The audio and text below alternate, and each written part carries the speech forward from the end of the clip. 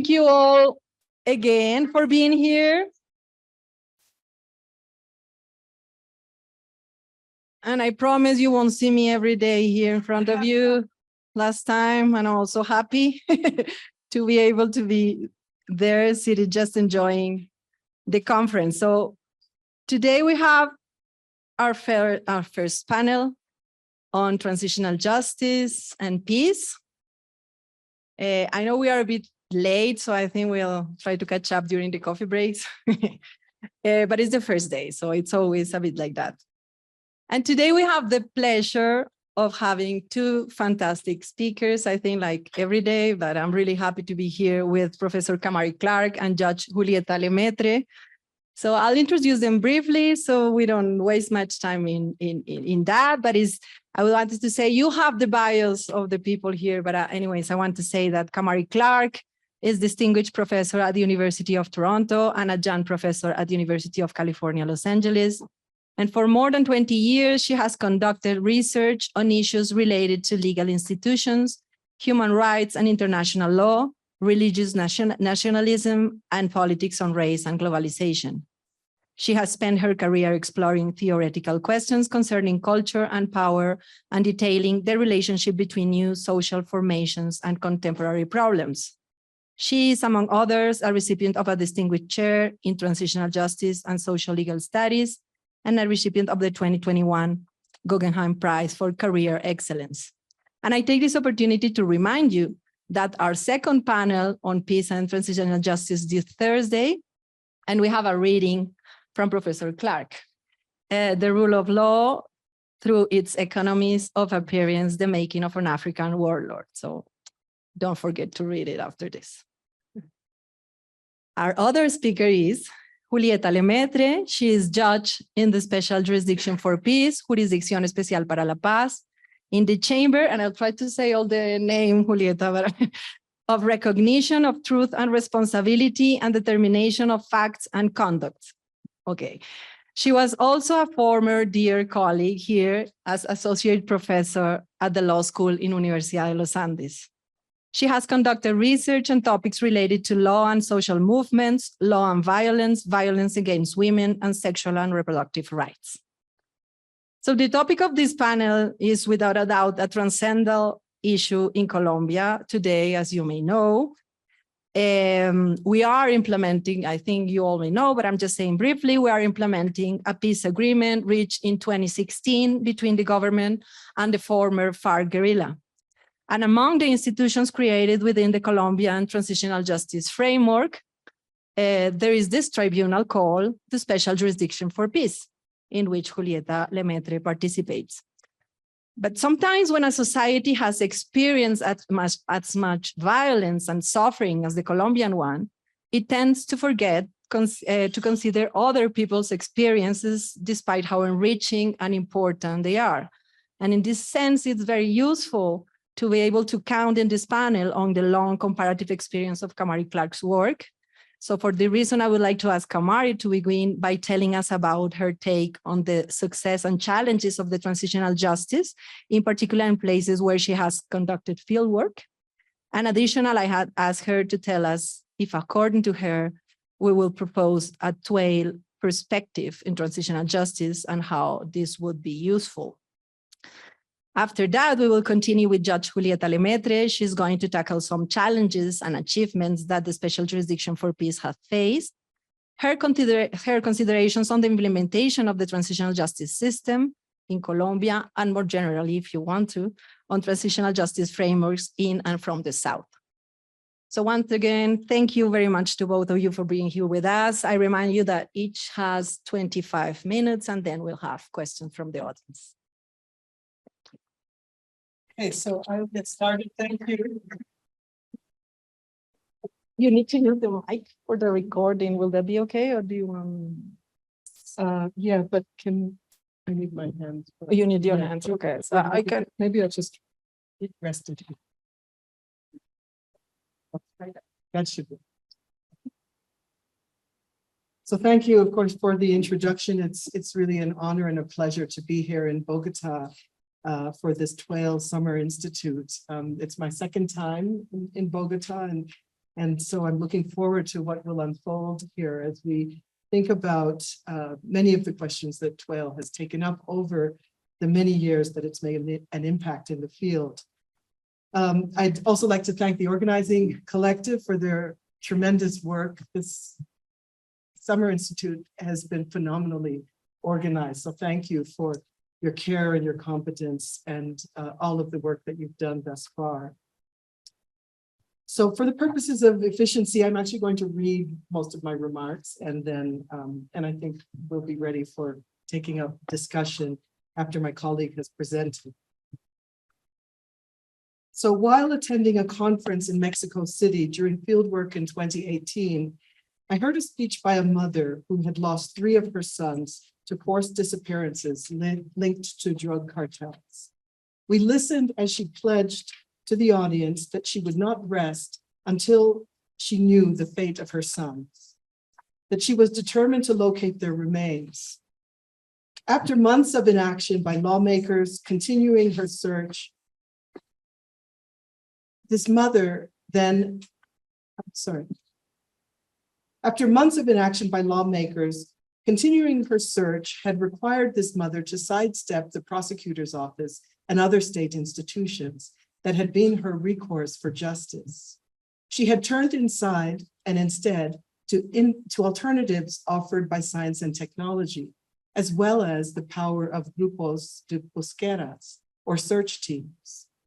Partnering with community-based and non-governmental organizations, NGOs, and various scientists, she and other mothers worked with these search teams, learning how to support their searches with the use of new technologies, like geospatial technologies, LiDAR, ground sensing, crowdsourcing, and other technologies that are increasingly used today to track the remains of loved ones.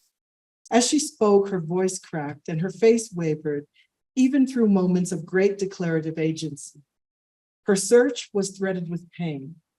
In rejecting traditional criminal justice and legal processes, which she saw as unable to offer a solution to her situation, this mother affirmed that she was prioritizing not judicial resolutions, but rather a pathway toward memorialization, and emotional closure was clear. But this pathway also included something else, something more powerful. Despite her loved one's abduction and absence, the Búsqueda circle of care and investigative work involved a type of memory work that was pregnant with possibility. This memory work involved searching, documentation, and bearing witness to the life of the missing. And it was transformative for this mother. Her experience highlights an important aspect of transitional justice that we do not feature enough: the healing work performed by those victimized by loss and trauma and the related forms of homage that are key to discovery and mourning.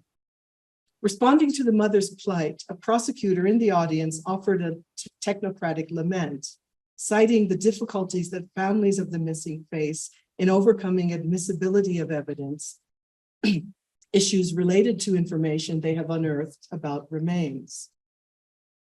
For the prosecutor, the law's rules set the condition for justice. And within this framework, one mother's personal mission can be cast as futile at best, a costly diversion at worst.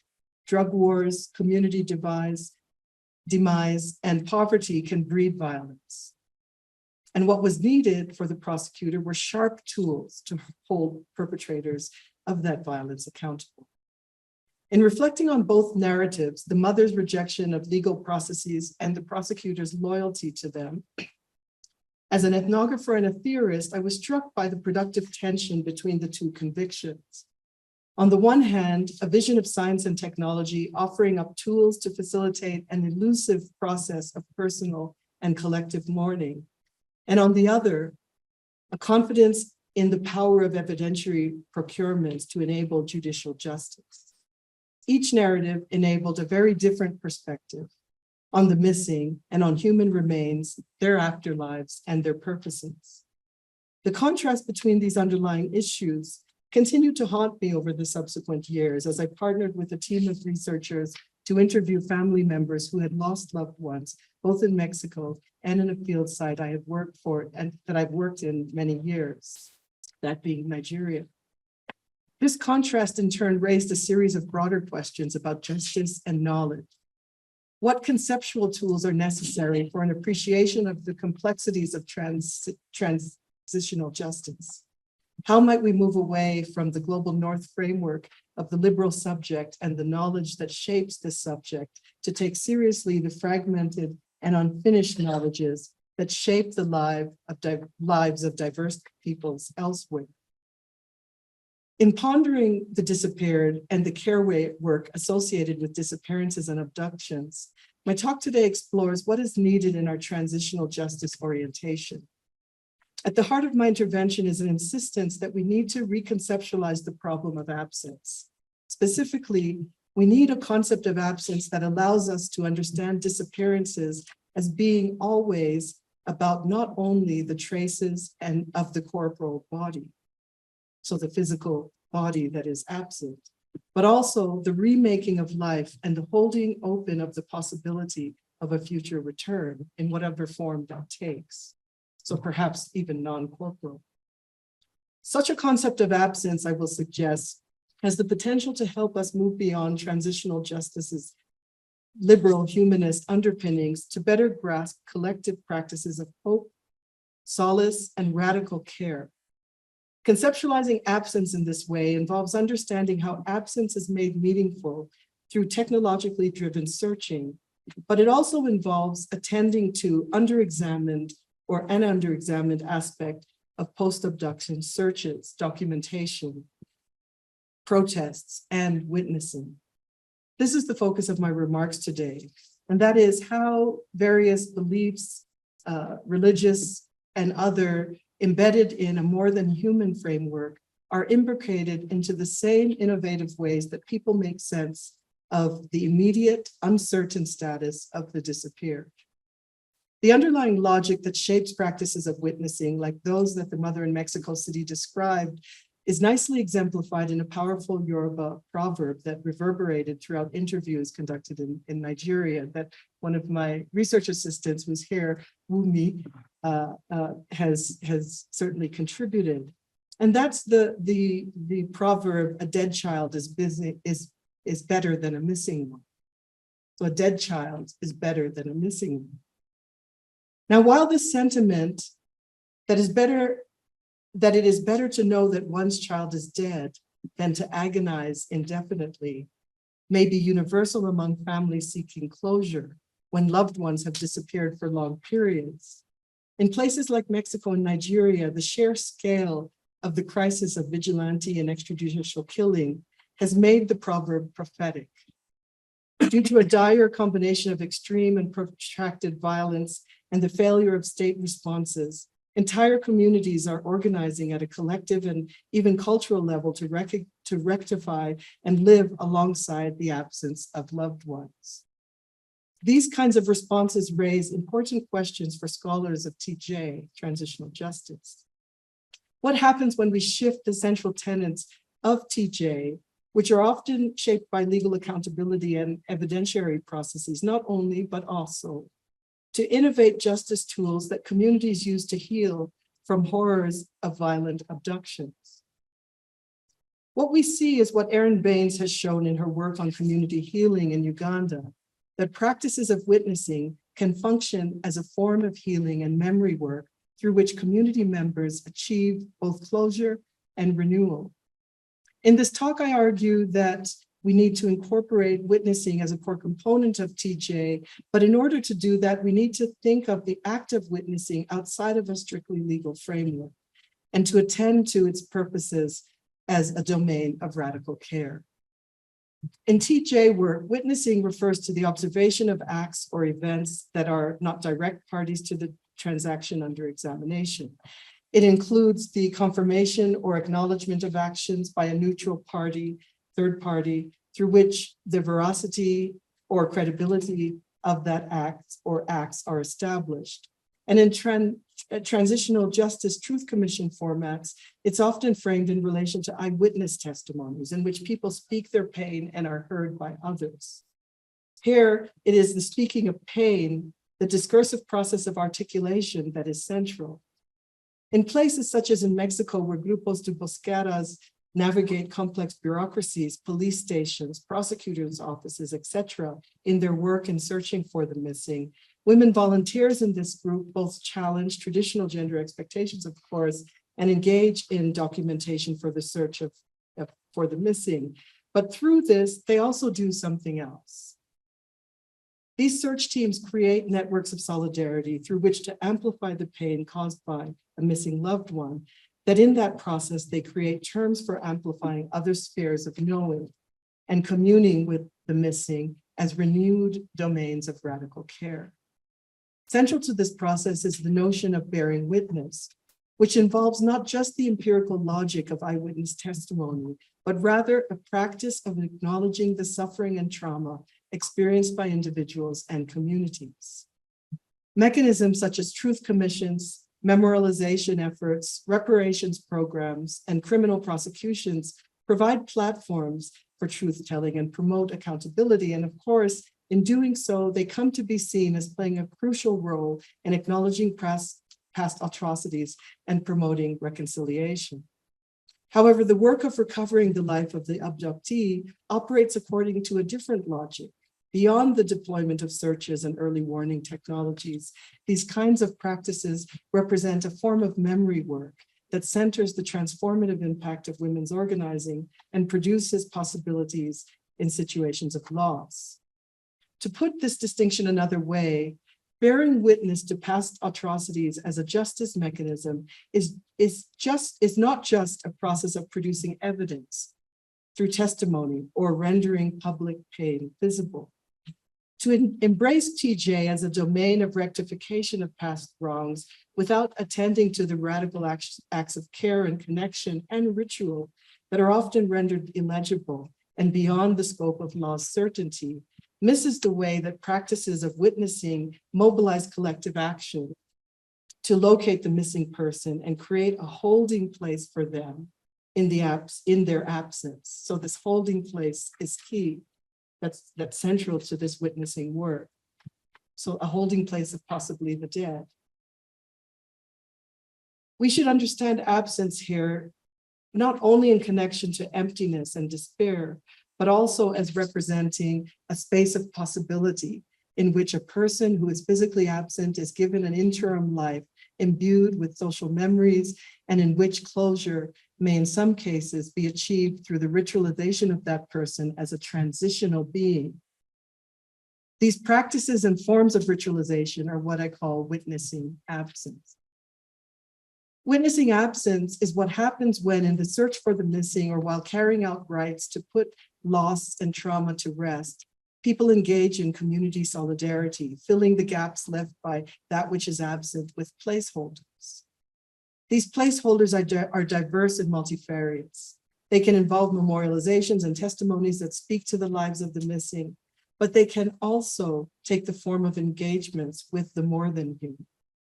Such engagements may begin with the corporal memory of the missing, but they can also be the unspeakable, the ineffable.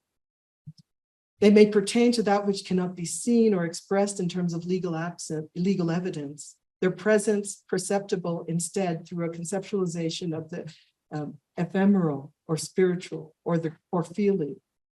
The challenge is that the more than human domains are often unintelligible to TJ, and they produce an uncomfortable arena of uncertainty that mainstream TJ dares not articulate within its canon. And yet it remains important for thinking about how TJ can provide people with tools through which to cope with violence and move on with their lives. This is the starting place for a TWAILR approach to transitional justice. In my reflections today, I map out some ways of thinking about the structural conditions of violence and the tools for addressing absence, not only as a structural and ontological question, but also as an epistemological one, concerning the absence of the missing and the innovative knowledge practices that emerge in the face of an uncertainty. I show how the act of witnessing can be seen not just as an evidentiary form of inquiry, but through a force through which new possibilities are brought to life. This force of possibility, of prayer, of will, of new imagining, is productive of a presence that extends beyond the mere category of the missing that various tools and technologies are often deployed to trace. For a TWAIL approach to TJ, to attend meaningfully to the complexities of lived experience, it would need to take seriously not only the structural underpinnings of violence, that goes without saying, of course, but also the ways that such violence is transformed through memory work and the new possibilities for living alongside memories, memorabilia, and the co-presences that this work produces. Now, just a couple of context things, and I'm going to just speed along. Many of us know of the violence in Mexico that began with the war on, that continued with the war on drugs and escalated, where more than 40,000 people remain disappeared. And certainly when we think about Nigeria, many of us also know that the rise of Boko Haram as a terrorist organization founded by Muhammad Yusuf in 2002, set in place and set in motion a set of ongoing intractable forms of violence that have become endemic. And in many ways, in some of the places that we've been working in Kaduna and in Plateau State, we, of course, witnessed, observed, documented much of the criminal activity around kidnappings, ransom, theft of occupied land, farmer-herder clashes, etc. And so in these two spaces, of course, it's clear that the documentation of this violence is widespread and remains a challenge, and especially remains a challenge around which abductions loom large. Now, if we think about transitional justice, and I'm framing some of this in relation to the summer school that we will have next summer called Transitional Justice Upended. Transitional justice, as we know, has been popularly represented as a process for addressing past human rights violations. And the approach to TJ, transitional justice, has taken retributive justice as its form of departure often, and has increasingly emphasized the punishing of perpetrators. And we know this, many of us work in this area in the context of the anti-impunity movement and the rise of that, and the implications. And the tools, of course, for TJ have been diverse, from truth commissions to efforts around reparations and a range of things, including criminal prosecutions.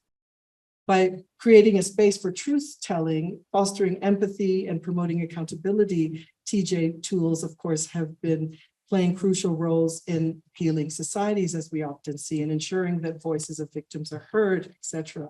And certainly this has been one of the keys to building a more just and inclusive future. So framed as such, we might say, well, what's wrong with it? It's perfectly fine. Now, yet traditional or transitional justice and liberal understandings of universalist humans, traditional understandings of the universalist human subject that underpin it hold important shortcomings. And these are especially visible when we pay attention to citizen responses to violence and disappearances in countries like Mexico, Nigeria, and elsewhere, where faith in legal institutions is understandably low. And some of what we're seeing, of course, is citizens sidestepping law's constraints and instead leaping beyond it. And one of the questions that it raises then is, what do these justice-seeking modalities after law mean for transitional justice? The idea that people are abandoning mechanisms available to them and creating innovative and other ways of doing these searches, of dealing with healing, of moving on with their lives. And so how might a TWAIL approach to transitional justice learn from the actions of these groups of citizens is a critical question for us to take into account. What does it mean to engage in the work of the disappeared? And what are the implications of this work for theory of absence in relation to the untraceable biological body? Now, in the next part, which I'm going to just skip through because I won't have enough time for it, but in the next part, some of what I try to do is to map out and think about particular conceptions of death, to go back to the Yoruba passage about it's better for a child to be dead than to be missing. And in many ways, if we think about historic Yoruba cosmologies in southern Nigeria, death isn't seen as the end of life, but rather as a transition from one form of existence to another. So this kind of cosmology, of course, makes sense if we think about the continuity of life, whether it's through this traditional cosmology, whether it's through Christianity, or whether it's through Islamic cosmologies. And so when a person is disappeared, it's not supposed to be possible, or it's not possible to perform these rites. And in fact, in popular Yoruba worldviews, a lost individual attracts shame and mental torture, while death has far more positive connotations since it allows for closure and even celebration for the living who remain. The failure to locate remains and provide a proper burial can lead to the individual becoming a wandering ghost, or what we call in Jamaica, a duppy, unable to live properly after death. So a missing individual cannot be accepted into the ancestral realm and is ultimately seen as being in a tortured state, and even becoming a force of danger for those who are alive. And so this holding place for witnessing then becomes even more relevant as we think about the work of people who are engaged in these searches. To witness, to bear witness, is to hold something, to hold a space of possibility, to prevent the negative from happening. And so moving along very quickly, so across Nigeria then, one of the field sites where I've worked, spiritual and religious frameworks shape ways of coping with loss and possibility of death without the guarantee of certainty. These cosmological orders, these other ways of conceiving of the missing or the dead, reflect a range of ontological approaches to life, to death, and intermediacy of the missing. Yet, they also share a number of important features. While these different frameworks of death provide people with ways of understanding and coping, such methods tend to be less well suited for helping people cope with the disappearance of loved ones. The absence of the corporal body interrupts crucial practices and the uncertainty over one's fate. Similarly, it makes it harder for communities to know how to best respond. The high stakes of these beliefs make the project of finding ways to cope with disappearances especially urgent. So this is the project that's challenging here to try to wrap up. Coping with the disappearance of loved ones with losses that are occluded from view requires new practices and new ways of engaging with the world. And of central importance to this shift is what I call the transformation of the senses around knowing and locating the corporal body, that requires the transformation of the senses, premised on the shift from a liberal framework of human subjectivity into a realm of the more than human. If the liberal TJ framework that underpins legal modalities of thinking foregrounds empiricism and documentation as a method for ascertaining knowledge and truth, such an approach stumbles in the case of disappearances, where the challenge is to provide an account not of presence, but of absence. Doing so requires a different approach to sensory experience, one that can grasp what it would mean to witness absence. Such an approach can be gleaned from the practices of citizens coping with disappeared loved ones. And so compared to the work of forensic searches that involve the narrowing of parameters to increase the chances of locating missing persons, and compared to the empirical logic of law's witnessing that involves the gathering of eyewitness testimonies, personal narratives, and timeline recounting, the practices that I'm interested in here as we think about a TWAIL approach to international law and to transitional justice can certainly be seen in the work of the search teams and similar teams elsewhere, not just in Mexico, but elsewhere, that produce different kinds of knowledge to mobilize collective action. Absence catalyzes empathy and solidarity and fosters community involvement aimed at bringing closure and healing to communities dealing with disappearances, whether by encouraging people to volunteer and participate in organized search parties or through other practices of care. The collective efforts that are driven by this type of work of witnessing absence amplifies the reach and impact of the search, while the witnessing transforms passive observers into active participants. It also produces a space of hope that unites the missing with those engaged in witnessing absence. And so this space of hope is part of the work's transformative potential. As more volunteers come forward, they share information, prayers, love, and that provides the reassurance to families that their loved ones are not forgotten. This practice of remembering, of sharing, of engagement validates experiences and feelings that offers both hope and solace. It's this space of hope and solace that has the transformative potential of memory work that witnessing offers. Through prayers and possibility, it holds within it the avenue for closure, even in the absence of definitive answers. These practices and the combination of hope and solace that they can elicit are increasingly framed in sites of mass atrocities and abductions, such as in Mexico and in Nigeria. And yet, crucially, such performative practices of witnessing absence are from the perspective of TJ and its toolkit, non-legal, non-legible, and often isn't seeing as advancing the recent anti-impunity principles that we know too well. And so in rethinking absence and in thinking about the practices of witnessing that their relationship to justice hold, I'm interested in one literal form of absence, the absence of the disappeared. And I'm interested not just in the lingering presence of their memory, but also in the way that their memory requires a shift in the way we think about the liberal subject.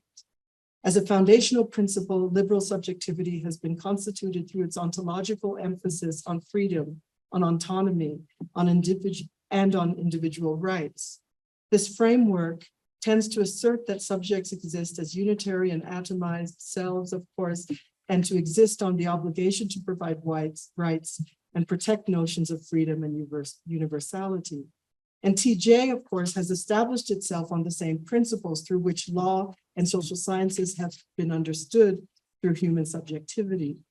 This notion of subjectivity remains corporal and visualizes the human as the focus of our social reality.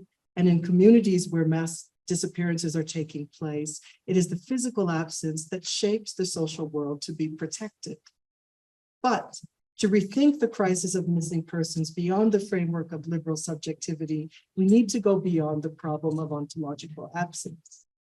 In my closing remarks, I consider the epistemological and the political absence and how it relates to the work of witnessing. And I suggest that what we need for a TWAILR approach is an act of radical care as we think about witnessing. And so to end, just 2 more minutes, the message that I want to leave you with today is a message about the need to abandon the model of a unitary individual subject, of course, no surprises there, in order to make sense of TJ as a transformative domain of care. People's practices of memorialization and retelling are both acts of recovering archives and histories and traces that can only be partially known, and crucially, acts of collective care. These practices, put another way, involve 2 kinds of recovery work, both memory work and healing work. They act in the service not of individualized retributive justice, but rather in the service of restoration and care, and for the benefit of communities rather than of individuals. And as scholars of TJ, we need to learn that these practices, because they operate in ways that are illegible to dominant conceptualizations in TJ, which focus on the quest to rectify the violence of the disappeared, and which are constituted through a conception of the human and human rights that cannot appreciate the realm of the more than human, is not only agentic, but also transformative. What is needed then is an appending of transitional justice. Recent interventions advocating decolonial methods have already taken up this inadequacy, revealing a range of problems with law's epistemological foundations concerning knowledge production, hierarchies of valorization, and the assumption that there exist neoliberal individual subjects that operate with free will. And so today, the call to recognize other forms of knowledge production and theory building, to recognize that people have always already been engaged in analyzing and articulating their world, is wide-ranging, and the move toward accepting that these other modalities of articulating personhood reflects what BIPOC scholars have been calling thinking otherwise.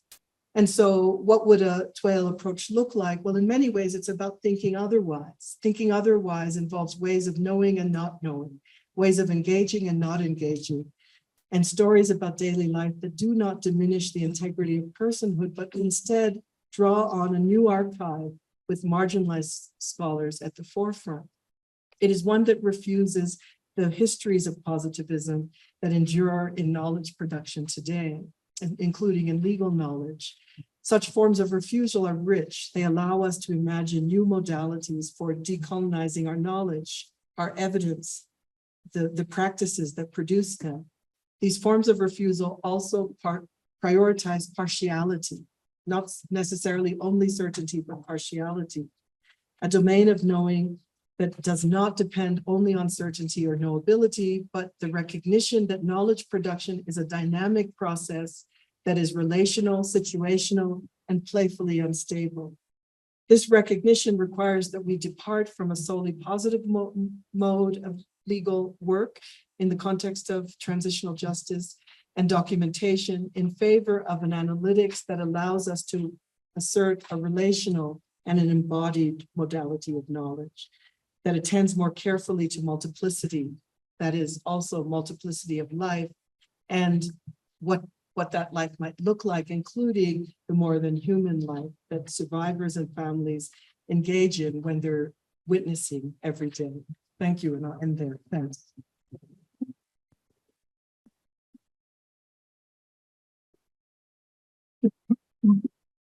Thank you, Kamari. Do you want to stand, Julieta? Do you want to? You can stay. Yeah.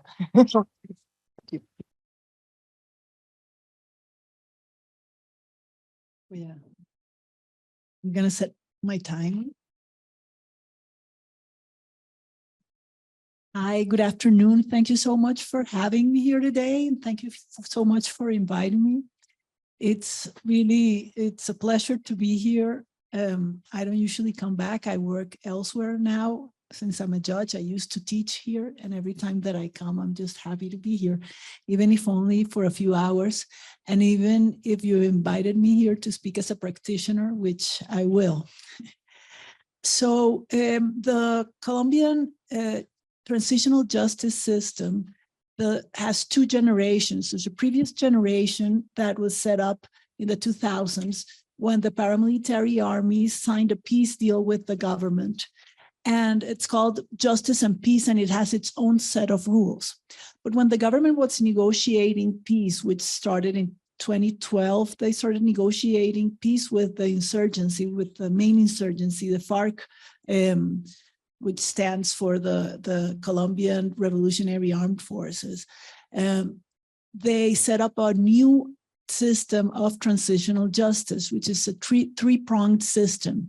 There's an administrative unit that's meant to search for the missing or the disappeared. There's an estimate of over 200,000 people who've been missing in the armed conflict. There was a truth commission that ended its labors last year, and it had a more, they called it a context, but I think technically it would mean they had more of a historical approach to the conflict. What were the historical forces at work that led to the conflict, and a wider range of responsibility. And then there's where we're at, where I'm working at, which is a special jurisdiction for peace, which basically focuses on responsibility for international crimes. And so the three institutions were meant to provide both closure and a sense of what had happened, to provide different aspects of the truth, including something that's really important. I thought And listening to Kamari, I was reflecting on how universal this is. But really, in this line of work, you begin to understand that it's the search for the disappeared that almost drives what we're doing. It's the origin of the right to truth. And it's what motivates families to come to us. A lot of the people who come to work with us as victims who participate are looking for their missing relatives. And then there's another aspect of truth we've found out. Sometimes people are looking not for their missing relative, but for a missing part of information that will allow closure. So they've received the body, but they don't know how the person died. And that's also something that drives them coming to the special jurisdiction, asking questions. And I'm going to describe a bit the institutional design. It's pretty complex. You can have many theories of why it's so complex. A simple one is that it was designed by lawyers. So lawyers who had a lot of international experts who were giving advice. So that just starts to pile on the complexity. And then it's also the result of a negotiation. So both the government and the insurgency had to agree on the institutional design. And then there was a third party that's seldom mentioned, but that's very real, which was the Colombian Armed Forces had to agree on the institutional design. And they actually, apparently, it was pushed by members of the Colombian Armed Forces who wanted to be tried by the same tribunal as the insurgency. So we tried both the insurgency and the Colombian Armed Forces to this very complicated institutional design that they came up with through their negotiators. I'm going to simplify it, and then you can look it up. Basically, it's a two-level institutional design. There's a first level that receives all the cases, all the perpetrators, and it's meant, and that's where I'm at, sadly, and it's meant to sort of clear up the field and identify who's most responsible for the gravest breaches of international law. And there's a focus on repetitions. So basically, we're looking for those who are most responsible for either practices or policies that result in repetitions of international crimes. And we have to sift through an enormous amount of data to find those most responsible and the patterns where you can identify the repetitions and figure out what's the logic of this repetition. How can you accumulate? So a lot of what we do at the beginning is to create patterns, identify patterns, and then identify who's responsible. This is at level one. Once at level two is where the trials are, and some perpetrators are remanded straight to sentencing. So at level two, which is the Tribunal for Peace, is where the sentencing will be either straight out sentencing without a trial for those who accepted responsibility, or trials for those who want to stand trial. And this second level is only beginning to have cases. Most of the action so far has concentrated on level one, which is identifying the patterns, identifying who's most responsible. And that's where most of victim participation has been happening. So this is sort of an overview. Then at level one, we're trying to identify those most responsible. And then there's thousands of perpetrators who have to be either granted amnesty or remanded to sort of a figure that they came up with, which is the renunciation of criminal action. So the state will officially say, I know that you committed international crimes, but you're not that important to me. So that's it, you can go now. And it's supposed to be not a formal amnesty, because that would go against the anti-impunity thrust of human rights defense, but it's sort of walking on the gray area of how is it possible after a civil war to try, like really put on trial thousands of perpetrators with hundreds of thousands of victims and have some semblance of being real justice. So this is the whole design. And basically I've been at level one working with cases that involve the insurgency as a perpetrator, the FARC, and mostly crimes against civilians. 99% of what I have is crimes against civilians, kidnappings, murder, massacres, forced displacement, disappearances, sexual violence, and the illicit use of methods and means of war. And we've set up actually 4 large cases: kidnapping, forced recruitment, and crimes committed in the control of civilian of civilians in war territories, and I want to say sexual violence, but it's not exactly that. It's crimes committed in order to enforce gender systems. So crimes committed against women, and one way to explain it is colloquially. So this is what happens to women because they're women. And sometimes perpetrator will say this, it's because you're a woman, or this is what women are for. Or this is what happens to you because you're gay, you're a lesbian, you don't look the way you're supposed to, your identity disturbs me, so I'm gonna punish you. And that's the last pattern that we're working on. The process sounds pretty straightforward. We get a lot of reports from human rights organizations, sometimes from community organizations, and from the Colombian state itself. We organize them around these patterns. We identify perpetrators, and we call them to give their version of what happened. So they get a copy of the reports, and then they have to provide a version of their own version of what happened. Then anyone who's a victim can sign up to participate, and there's a third hearing in which they can comment on what the perpetrator said, and then we write up an indictment, which is our conclusion of what happened after we've compared what the report said, what the perpetrator said, what the victims are saying. And we organize information around patterns of crimes. So it's basically what the report said on patterns of crimes, what the perpetrator said on that, and what victims said on that. And I want to be specific because when you hear people's stories, people want to talk about a lot of stuff that's not technically an element of a crime. So this is part of what we negotiate all the time, like what gets into the story that we're telling, what's not relevant. And if the perpetrators accept our indictment, then they're sent straight to sentencing, which will be 8 years of some sort of community work.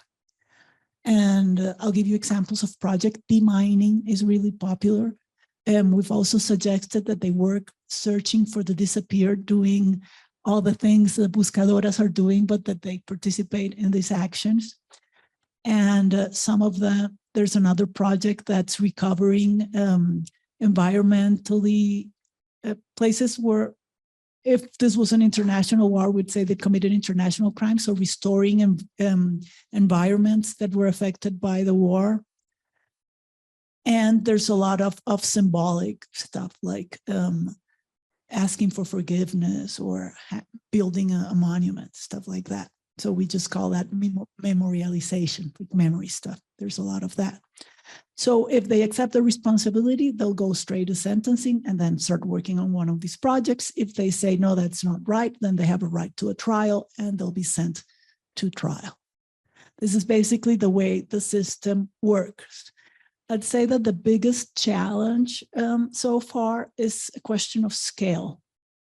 So how do you put in practice a justice, even restorative justice or ordinary justice, which is meant for, one criminal, one crime, one victim? That's over 1,000 years, and I don't know how long of that idea. You have one victim, one criminal, one crime, and then adapt that to thousands of victims, thousands of perpetrators, and patterns of crimes. So the sheer scale of it, it's really intimidating. In the first case that I'm working on, which is kidnapping by FARC, mostly of civilians, mostly for ransom. And I have 3,500 people who signed up to participate as victims. And we've identified, the group that I work with, it's a group of 20, there's 20 of us. And of about 100 perpetrators that can be identified as those most responsible. And then there's about 1,000 perpetrators who are lower level perpetrators that will have to be remanded to where the state renounces its criminal persecution. So that's huge. And I'll give you the numbers again. So there's 20 of us. There's 3,500 victims participating. They have 70 lawyers among them, and about 1,000 perpetrators, of which about 100 are maximum perpetrators, maximum level perpetrators. So that's really, it's huge. How do you work? The only way to work is collectively. So we have lawyers who represent large numbers of victims. We have lawyers who represent groups of perpetrators. We have hearings where perpetrators come in the units that they worked with during the war. So we don't actually listen anymore to one perpetrator. We'll listen to such and such unit. So insurgency had frentes and bloques. So we're calling these frentes that acted in these regions, and we have identified the commanders, and they'll sit sort of the way that you're sitting, and then we'll have the commanders in the first line. And we have an open invitation to anybody else who participated in those crimes as perpetrators can come to the hearing, and they'll sit in the back. And it's collective, and they have collective lawyers, because there's really no other way to do this. But then it also makes sense, because none of these guys, and I'll say guys because it's basically men, committed their crimes solo. They gave orders, they received orders, they did this in groups. It's harder with victims because perpetrators belong for decades to an army, so they have this collective mentality. It's actually sometimes very hard for them to use the first person of the singular. They tend to speak of themselves in the first person of the plural because their whole life was spent collectively. With victims, the work has been harder for them to be represented collectively, but it's also been more rewarding, because what we found out also with support from professionals in psychology and social work and anthropologists is that there's a healing dimension to understanding yourself as a victim, but as part of a collective, as part of a group of victims of this crime. And actually that in itself is sometimes healing, to know that you were not the only one, that these things happen to a lot of people, sometimes to meet other victims of the same crimes or of the same perpetrators. So we try to promote this, of having people meet. And sometimes we ask them to name a speaker, because there's so many of them. Or their lawyers act as speakers or as intermediaries. We've worked a lot on what does it mean to represent victims. This has been hard with lawyers who have traditionally have represented causes, not victims. So we worked a lot on you're representing victims, not the cause. See? And this, how do you speak for others? How do you know who's a legitimate representative?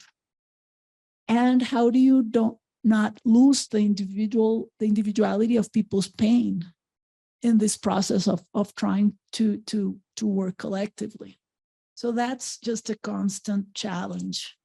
And I don't have any answers or recipes. I'll just try to end with some ideas that I've come up through this work, which is, it's ongoing, it's very challenging, but it's also very exciting and almost, so I used to describe the way that we work is every Monday we walk into office and we have a set of problems that really have no apparent solution. And then by Friday, we've solved like 20%. And the other 80% get on the list for next Monday. And we really do try to take weekends off. So mostly we're just solving problems. So I'm going to mention preliminary conclusions of what I think that we're doing or that has worked. Especially what I'm supposed to do as a judge. And there I fall into sort of we, because sometimes I feel like an actor in the sense that the team of 20 people scripts me. You know, when I'm in the hearing, they're telling me you have to say this, or this is so and so. The phone has turned into a very efficient working instrument, because sometimes I'll get the psychologist or a lawyer or somebody in my team who's just sending me through WhatsApp. This is the person I told you about, or, you know, what he's saying is not right. A month ago, this is what he said in another hearing. So they're listening. Sometimes they're physically there. Sometimes they're in another room. And the whole time they're scripts. Sometimes I tell them, we should just hire outright an actor. And that way I don't have to do the hearings. And you guys can just script him, you know, and get, you know, a guy who looks like a judge, not some lady from, you know, we can just dress him up, have him look like a judge, and we can all script him. And that's the fun part, not being there trying to read your lines and having this enormous pressure and having to emotionally hold the whole hearing so people will follow their own roles, because it's not just me who has a script. So the lawyers for the defense have to play the roles.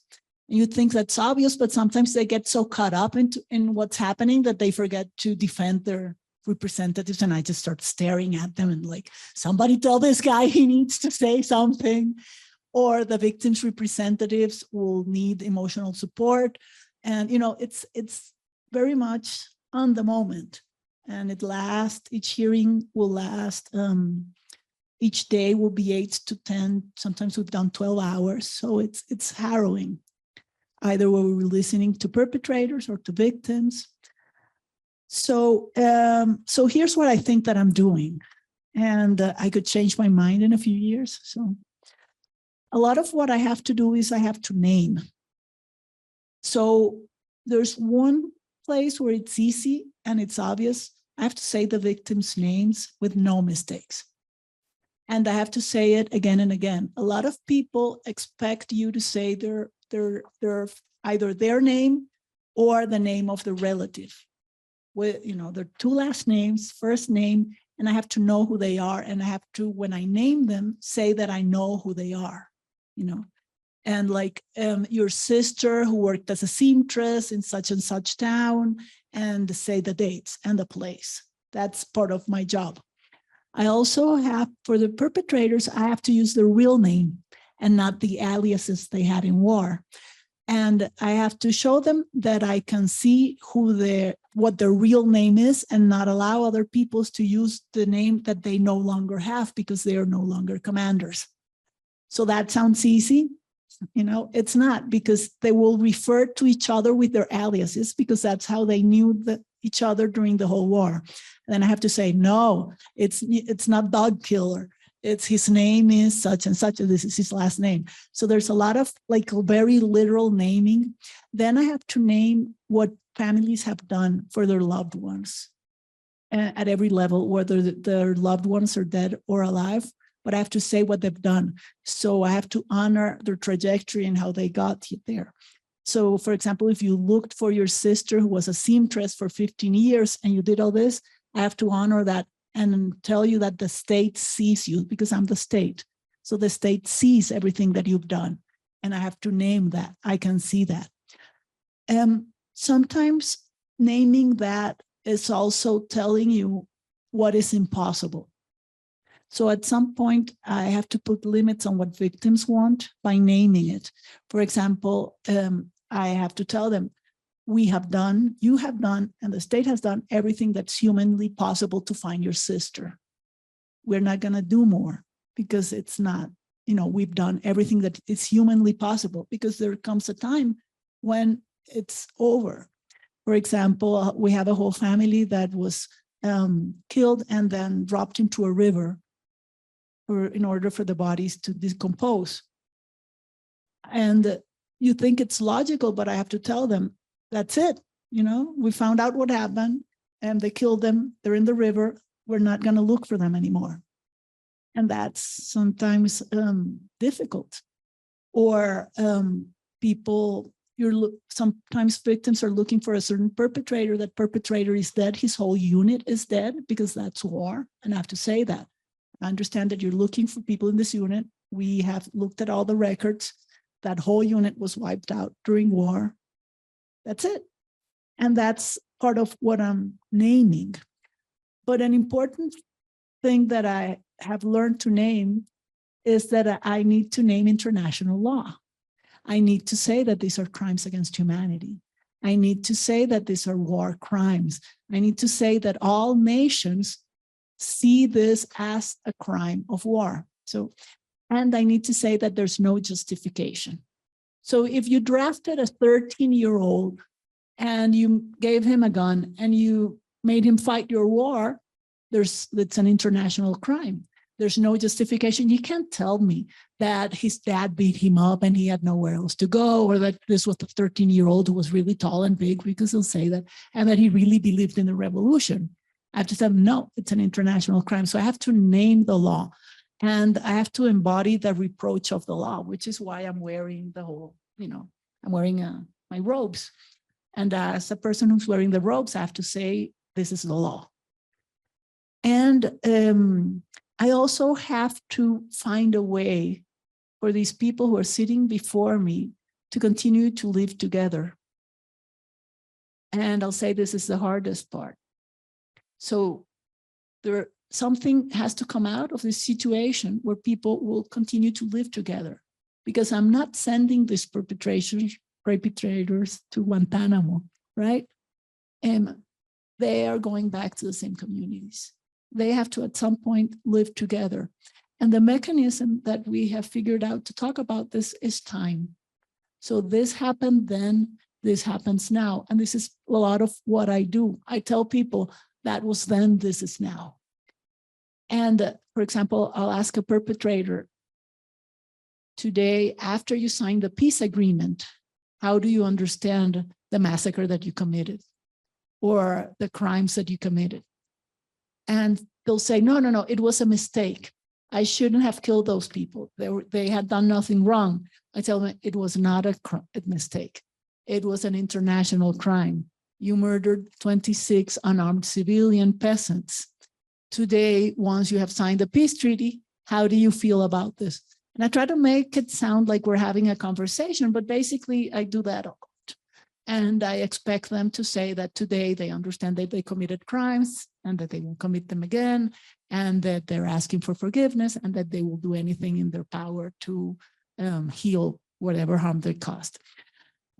I also have to introduce to victims the understanding that that was then, this is now. And this is the most inspiring part of my work, because people survived war. And they are really not the same people who were destroyed by war. People, every day I meet people who created a new life out of nothing, who rebuilt their house, their family, their possibilities, who've been engaged in these private forms of reconstruction. And sometimes I just have to remind them that it's no longer 1996 and they're no longer chained to a tree, but that 30 years have passed, and that today they are a strong leader who has done all this stuff. So a lot of what I do is versions of that was then, this is now. That was then, this is now. Sometimes there's nothing to say. So, and it's really, there's nothing to say. Sometimes I call for a minute of silence. So we all stand up and we bow because there's nothing to say. And sometimes when there's nothing to say, I say, I think we all need a pause to, just think through what this guy just said, because there's really sometimes nothing you can say. And at first I thought this is just a mental health thing. We need a pause. But I learned from victims that when I say that, what they hear is that I've seen the horrible thing that happened to them, which is why I'm asking for a pause, because this is just too much. And they appreciate that. So sometimes I ask for a pause or a minute of silence, and I just work with the fact that sometimes there's nothing to say. And I think that's what I wanted to share with you right now, and then I'll just be happy to answer your questions. Thanks. Do you want to start, Kamari? Do you want to?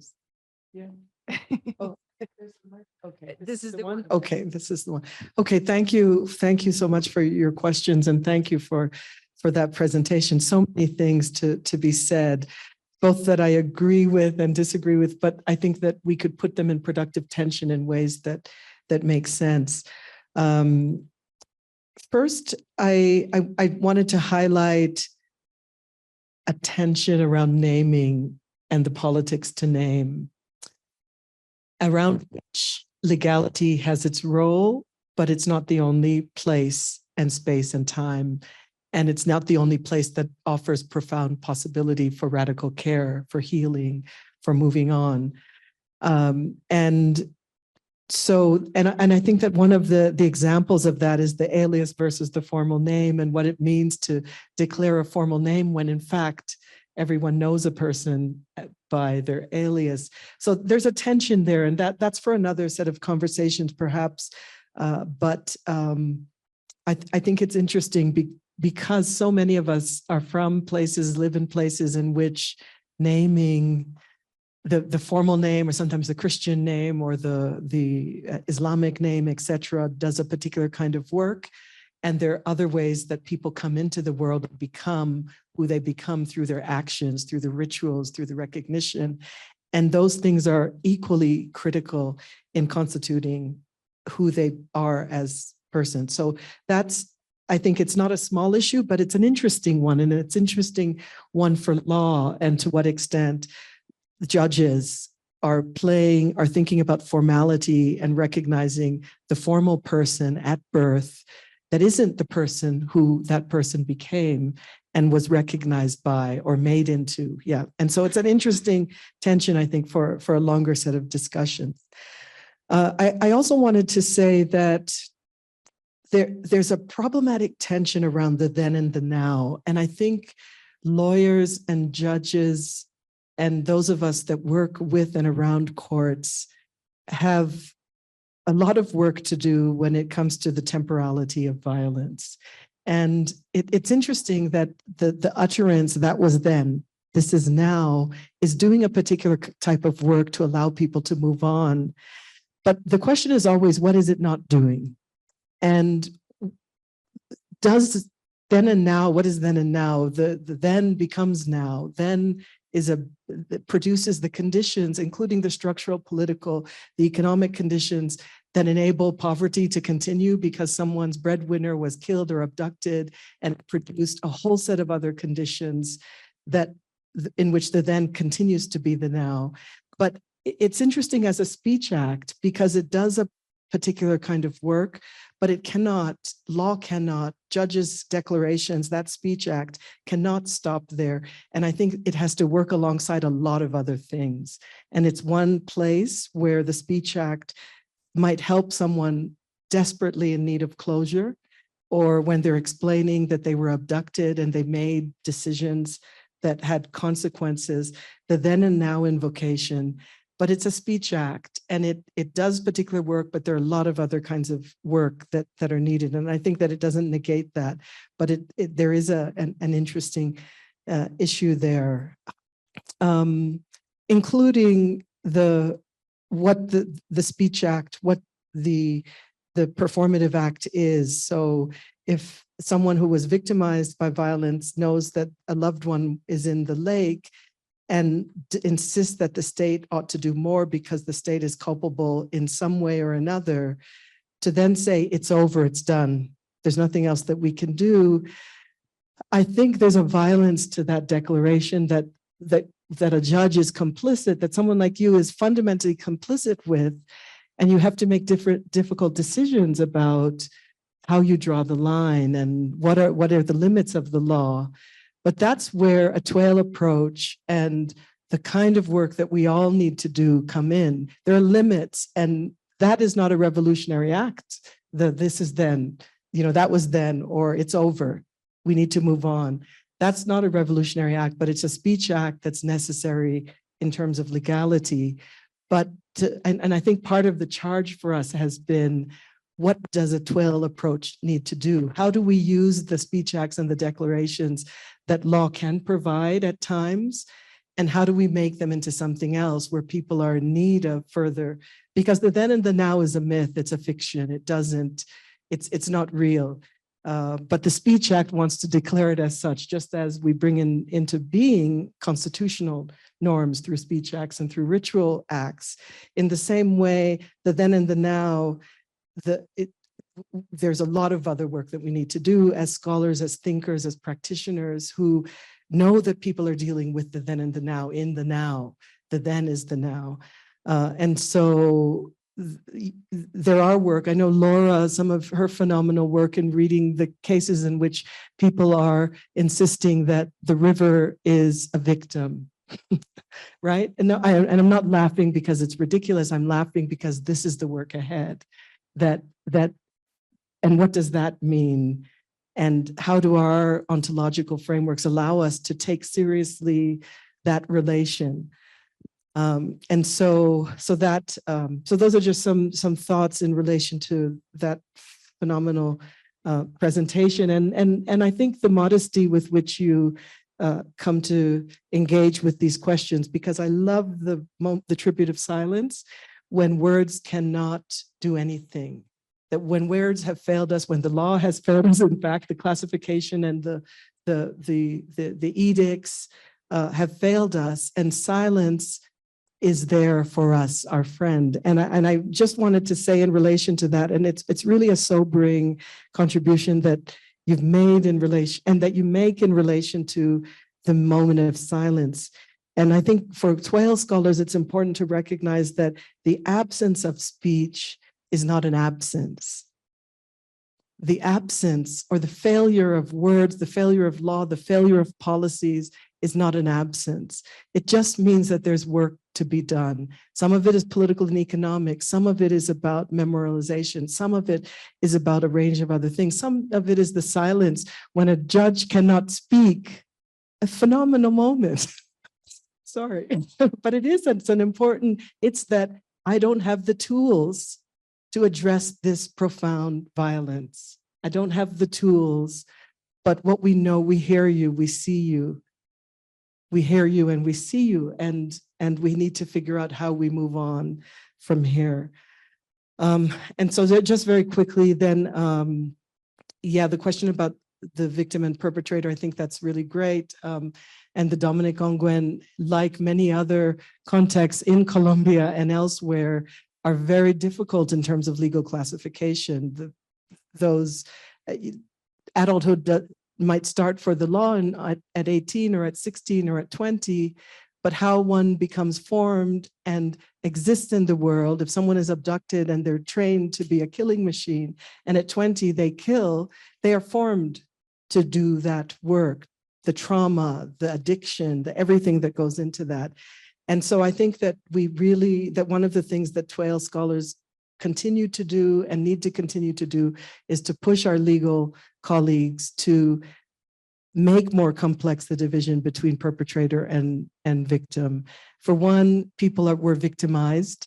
They engaged, they were recipients of an act of violence, but it doesn't make them. They are much more than that act of violence. So they aren't just victims. They were victimized, and they've dealt with challenges around that. In the same way, someone as a perpetrator perpetrated violence constantly, perhaps, but there's a future. There are transformative possibilities. They can become other things, perhaps. And we, as we live in the aftermath of violence, we have to think about what are the appropriate ways to deal with that. But so long as those categories continue to be permanent, we fail to see the complexity. And this is a problem of the law. And this is, you've inherited it. It's a category that often the law needs, and that judges are carrying out that work. But I think that as TWAIL scholars, as practitioners, as those of us who are continue to work with families and continue to deal with those nuances, we have to insist on language. We're not bound in the same way that a judge may be bound, and we have to push to complexity if we're going to think about the world after this world. So meaning the world after the trial, or that continues, because, as you say, people have to learn to live together. They have to learn to, and one of the ways to do it is to disentangle those categories and to think about what are the enabling conditions that made this form of violence possible. And so the final question I'll respond to is, Thank you for pushing on the conversation with Kamari. I'd like to react quickly and then to answer the questions. I think you're right about the alias. I also felt uncomfortable at the beginning, but then I think that there's a cultural thing that, as I heard you, I was thinking, is this culturally specific to Colombia? So there's a thing about the name your mother gave you. So family is really important. And even former combatants will say, the name my mother gave me, or the name my family gave me. Part of what they're doing is they're returning to their families. I didn't have this, but a colleague who has a case of military committing crimes, he became a huge witness, and he said that what turned him into really telling on his former colleagues was that when he came home, his mother told him, child, mijo, my child, what did you do? And that's when he felt the weight of what he had done, when his mother told him, what did you do? So I think a lot of these former combatants, military or insurgency, returning to their families and facing up to their mothers. And that's one reason why I insist on saying their legal name, because it's the name their mother gave them. And I think of that a lot. They do have the opportunity when they return, and some do, to change their name so that their legal name will be their alias. And some do. But all of them who've done so keep their mother's surname. So, we have father's surname, mother's surname. And so I'm thinking of one well-known, his legal name was Lisandro Lascarro. And he had his mother's surname and not his father's, because his father and his mother had agreed that the Lascarro surname was disappearing and that he would have that as a first surname. And then when he came back from the war, he was known as Pastor Alape. He changed his name to Pastor Lisandro Alape Lascarro. And he said, because Lisandro is the mother my mother gave me, so it has to be in there somewhere. And I have my mother's surname, so I have to keep that. So I see that they're going back to their, insisting on their legal name is also like recovering the identity they had as children, because most of them went to war at 13, 14, 15. But before that, they were children, and like insisting that the identity that they bring to peace is somehow rooted in childhood. And I'll can bring that into Sunan's question. And a lot of them as children were victims. And that's just a fact of war. In various ways, maybe not as much as Ongwen was, but almost all of them have stories of victimization. That's just life, I guess. And on the then now, I'm bringing it in today also very deliberately, because the only person that I've had a chance to talk with about this, there's a psychologist who's my counselor, and a lot of the things that I do, especially when emotionally I don't know how to handle the situations I've had to learn in the last 5 years. Maybe the most important thing that I've learned in this work is that reason is very little of what we're doing. It's emotional work. And without the psychologist, whose name is Elena Rondon, I would be mostly lost. But she doesn't know how to do that either, in the sense that she's never been a judge. And so we have a conversation going on what does it mean to be a transitional justice judge. And she says that it's a lot like being a psychologist. And she says that a lot of what psychologists do, she calls it organizing. I don't even know if that's a technical term or the way she tries to explain it to me. But she says people come in with a lot of memories, and you have to help them organize their memories, because they have, their memories are coming in at different moments, and it's hard for them to live their lives because the memory of everything that happened is constantly crashing in on their current life. So what you do when you help them organize them is that you help them organize their life on a timeline. And he says that that will help them get a grip on what happened if it follows a timeline. And so she's helped me do that. And that's the reason why I do it. It's supposed to have a therapeutic, sort of a quick therapy is helping there with the judge to help them organize their life on a timeline. And it started because I had a lot of trouble understanding what people were saying, because they would go back and forth, or start talking or get very angry when the situation really didn't seem to merit the person getting that angry, or emotions would just constantly crash the hearing. And so that helps people sort of do what they want to do in the hearing, to help them organize it as a then and now. And with perpetrators, this is true as well. They also have a lot of memories that come crashing through, and they're getting even less help with their, I think that they call it PTSD. I don't know if that's what it is, if it's the same thing for everybody, but the way I experience it is that their past life comes crashing through what they're trying to do here. So they get very angry and they're not supposed to, or they just shut down, and they shouldn't be shutting down, they should be talking. So that's the reason why I do it. I don't know if it's violent or not, but that's sort of the reason behind that.